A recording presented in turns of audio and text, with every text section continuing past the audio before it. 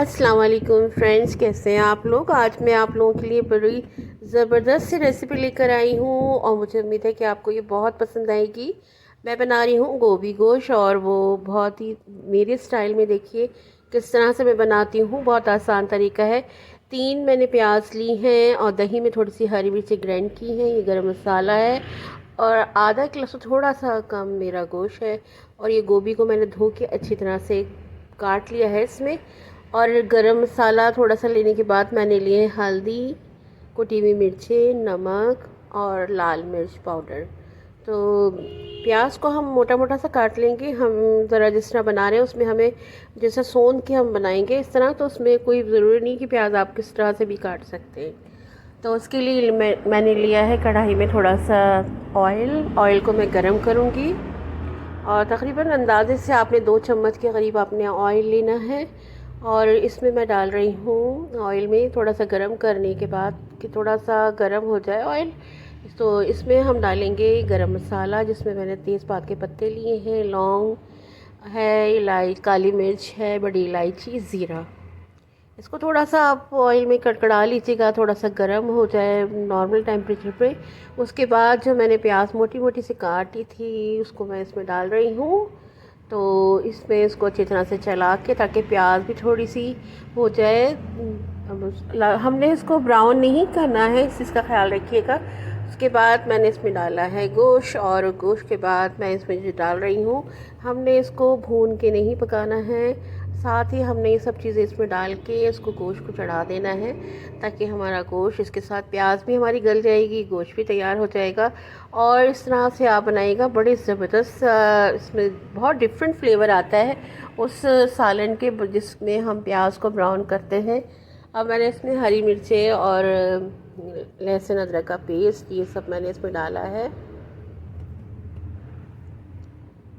इसको थोड़ा सा मैं चलाऊंगी, थोड़ा सा लहसुन के साथ इसको भूनूंगी।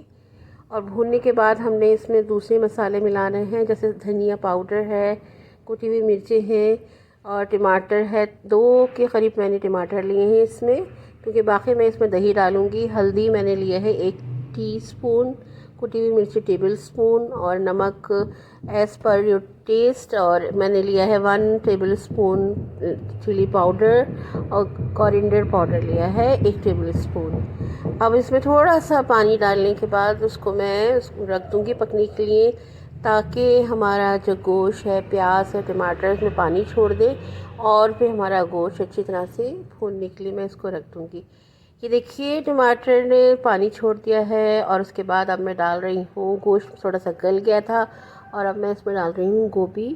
क्योंकि गोभी थोड़ा सा टाइम लेती है गलने में, तो उसके साथ ही ये बहुत अच्छी तरह से पक जाएगा गोश्त के साथ और हमारा मसाला भी साथ साथ भुनता जाएगा। चलाने के बाद आप इसको बंद करके रख दें स्टीम में और बिल्कुल मीडियम फ्लेम पे आप इसको पकाइए और बड़ा मज़ेदार सा गोभी गोश्त आपका तैयार होगा। और जब तक आप अदरक वगैरह भी इसका मसाला तैयार कर लें, हरा मसाला। ये देखिए कि कितना गोभी गल गया है। अब हमने इसको अच्छी तरह से खोटा लगाना है, जैसे हलीम का लगाते हैं किसी भी डोई से, या आपके पास लकड़ी की कोई चीज़ है तो उससे आप ये जो थोड़ा खड़ा खड़ा सा है ना उसको आप कुचल लीजिए।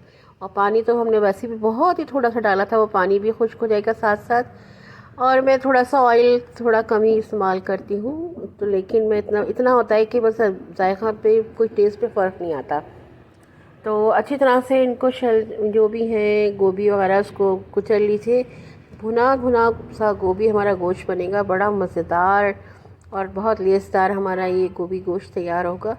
उसके साथ ही अदरक बारीक बारीक सी, जिससे आप हलीम के लिए काटते हैं, काट लीजिए। हरा धनिया और हरी मिर्ची, अगर आपको थोड़ा सा मज़ीद स्पाइस चाहिए तो हरी मिर्ची ऊपर से गार्निश कीजिए। इतना ज़बरदस्त सा आपका ये गोभी गोश्त तैयार होता है कि बस आपको क्या बताऊँ, आप ज़रूर ट्राई कीजिएगा, आपको आइडिया होगा कि कितना टेस्टी ये सालन हमारा तैयार होता है। जब भी थोड़ा सा दिल करे कि गोश्त, मीट या मटन कोई चीज़ खानी है तो गोभी गोश्त या शलजम गोश्त बहुत लाजवाब तैयार होता है। अच्छी तरह से चला लीजिए ताकि उसका पानी वगैरह हो तो वो भी अच्छी तरह से ड्राई हो जाए। और ये देखिए अच्छा हमारा बिल्कुल भुन गया है, इसमें बिल्कुल भी पानी नहीं है। और इसके बाद आप उसको सर्व करने के लिए थोड़ा सा अदरक बारीक बारीक काट के, हरा धनिया, हरी मिर्ची से गार्निश कीजिए और आपका गोभी गोश्त तैयार है। और नान के साथ और किसी भी पराठे के साथ आप खा सकते हैं। तो ये थी हमारी आज की रेसिपी। उम्मीद है कि आपको अच्छी लगी होगी। पसंद आए तो लाइक कीजिएगा, चैनल का सब्सक्राइब कीजिएगा। इजाज़त चाहती हूँ। अल्लाह हाफिज़।